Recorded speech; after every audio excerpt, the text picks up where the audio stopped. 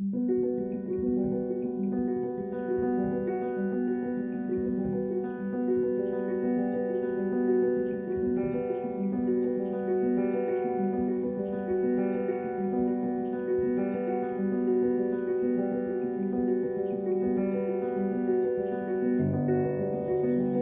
gitna ng malalawak at mababatong kabundukan sa Kimamaon, Kimaya, Hasaan, isang tahimik ngunit matatag na komunidad ang nananatiling buo sa kabila ng matinding hamon. Isang komunidad na may pangarap, isang komunidad na umaasa sa edukasyon bilang pag-asa sa hinaharap.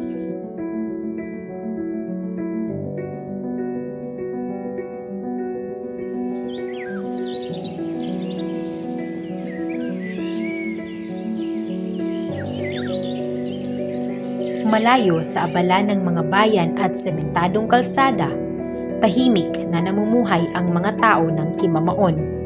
Ang bawat araw ay isang hamon, hindi lang para sa kanilang katawan, kundi para rin sa kanilang pangarap. Sa kabila ng hirap na kanilang nararanasan, hindi sila nawawala ng pag-asa sa buhay, sapagkat para sa kanila, ang bawat hakbang sa mahirap na landas ay isang hakbang palapit sa mas maliwanag na bukas.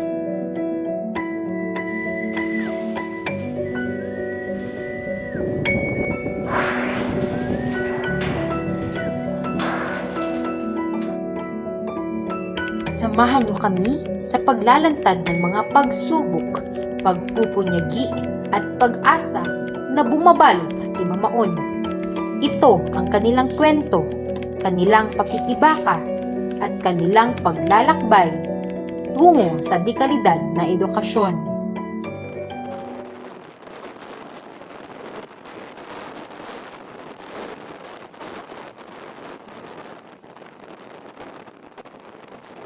Pebrero 15 sa taong ito, nagtungo kami sa Kimamaon upang masilayan ang kalagayan ng mga tao roon.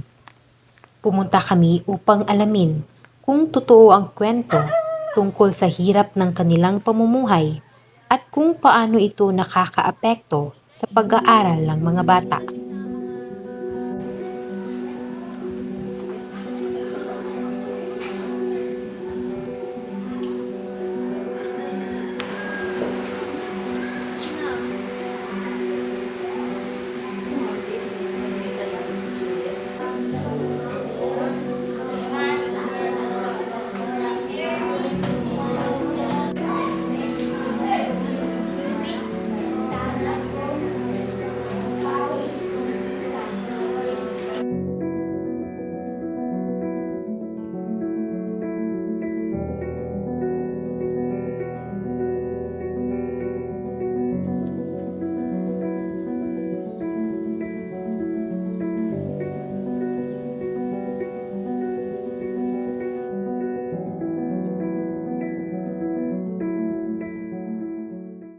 Ito ang daan na binabaybay ng mga bata papunta sa kanilang paaralan. At sa bandang dako roon ay ang daan na hindi niyo inaasahan. Sila ay naglalakad ng nakapaa at ang iba ay nakatsinelas.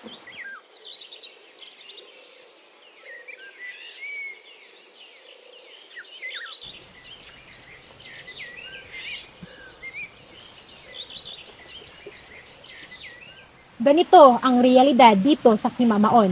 Ang mga bata ay araw-araw na lumalaban sa hirap ng buhay para lamang makapasok sa eskwelahan. Kapag hindi naman maganda ang panahon, ay hindi ganun kaaya-aya ang daan.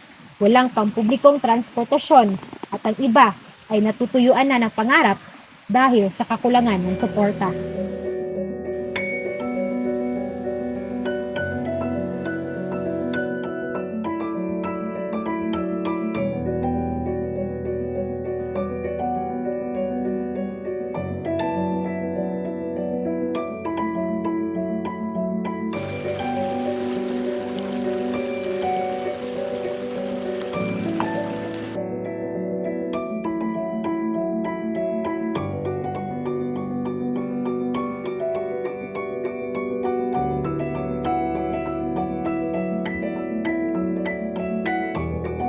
Sa kabila ng kanilang hirap na pinagdaraanan, nananatili pa ring buo ang kanilang pag-asa na balang araw ay matutugunan rin ang kanilang problema.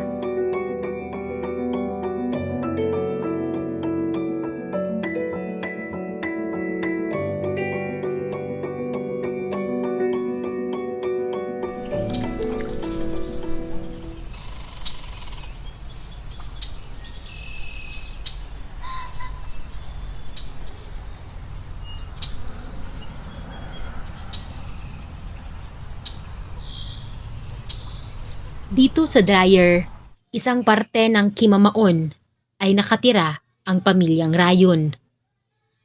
Ating masusubaybayan ang kwento ng kanilang buhay.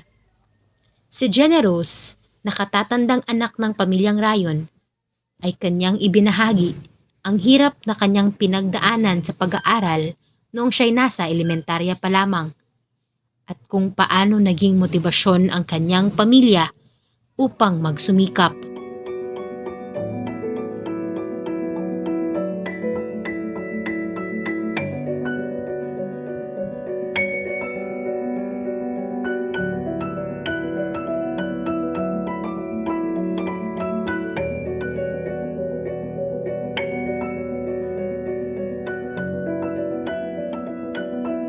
Say kalisod. Unsa man ang klase nga kalisod? Kanang kuan.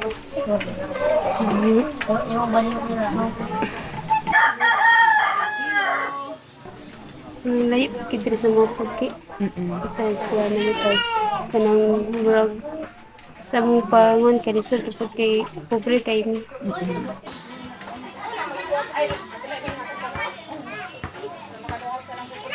Ni ka nang sa una kung mag-eskwela pag gabaklayon ra na imong Kimamaon. Bakal jud. Lobig kay lain man ang dalan. Dili ko man daw na siya simento sa una, batuon pa kaayo. Unsa man imong gibation? Grabe kaya lapok pito kayo. Ni murag padagtrayon lang siya. Isa si Generous sa mga kabataan na naghahangad ng magandang kinabukasan para sa kanyang pamilya. Ang tanging hiling niya ay makapagtapos ng pag-aaral at makapagtrabaho upang mabigyan ng komportableng buhay ang kanyang mga magulang. Anong gusto man ka mag-eskwela? Unsa man gyud imong ginapanghawakan bitaw para nga maka-eskwela gyud ka? Pero jud makatabang sila jud. Sa mga pobre. Unsa man imong gusto pag dako? Ang kurso. Or siguro trabaho. Unsa man gusto nga trabaho? Kanang sayon kay nga trabaho pa nang nasa kumpanya na daw.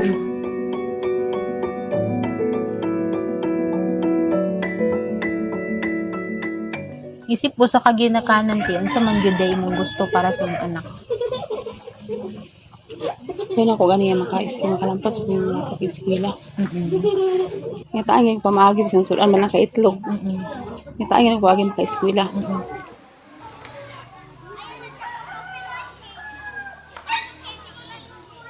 Kanang magbaktas sila te padulong sa eskwelahan. Unsa pa di mong bation isip po sa kaginikanan nga dili ka masigurado nga sa safe ba sila din ha kay niingon man to sa good sa uban nga wala lagi daw kunoy suga kaayo diya sa dalan. Butang nato kung magabinan sila kay Magabinan sila, di mong nuna. Nasi mong anak estudyante. Mong nuna, samot na karon kay usubay karon ang mga kidnap-kidnap, sasad na. Iya mong nuna, maapas kid nimo kay simba ko gunyag na kita kumpiyansa, samot ang tungto saan, samot.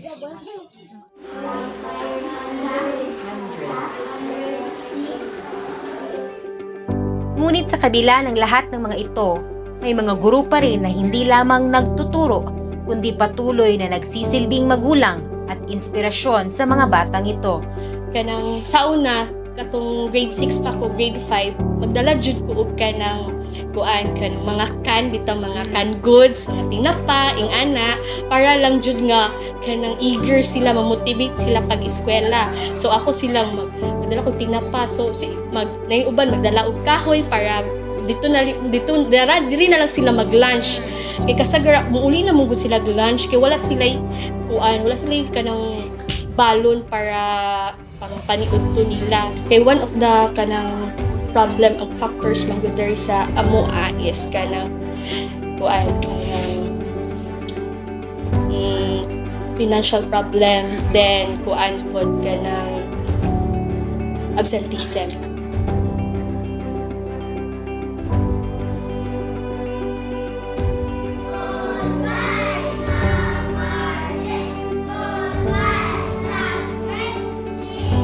Ang isang guro na kagaya ni Ma'am Margie ay hindi lang sila nagtuturo ng akademikong aralin, kundi tumutulong din sa personal na pag-unlad, pagpapalakas ng loob, at pagtuklas ng talento ng estudyante.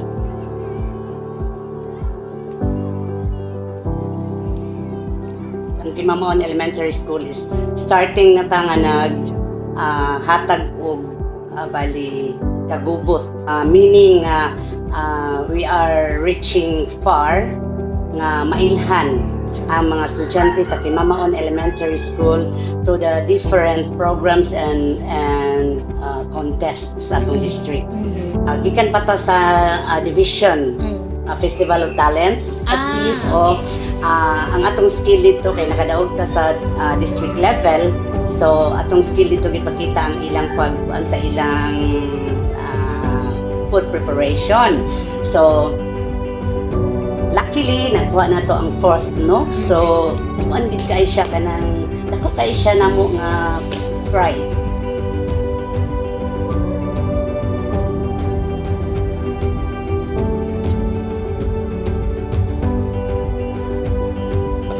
Mula na nakubulat ka proud kong kulting ko. Ang dalan is Kimamon isod kayo. So mao na nga nagplano ko nga giduol ko sa ating gobyerno o kanang congressman tuod man ni gawas sa proyekto, pero by this year siguro pa after sa election doon lagi magtabo na concreting sa Kimamon. So from the school going to dryer land siguro una ang Dryer. because that is 10 million alote para diya.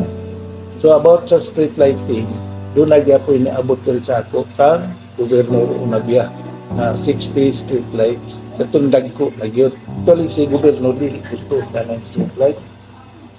Kaya dali ang magkatun daot. So nakita man niya ang quality sa street light na maayo, muna na kuwangit siya, nainganyo po siya nga magbutang ng street light.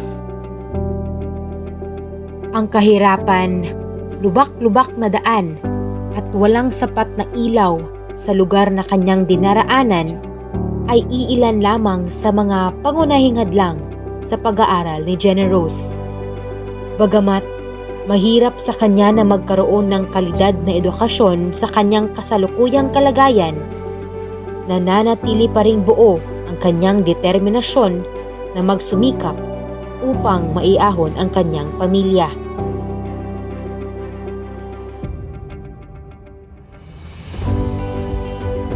Ang laban sa dekalidad na edukasyon sa Kimamon Elementary School ay hindi pa tapos. Ngunit sa bawat hakbang, sa bawat sakripisyo, sa bawat pagtutulungan, unti-unting nagkakaroon ng liwanag ang pangarap ng kabataan.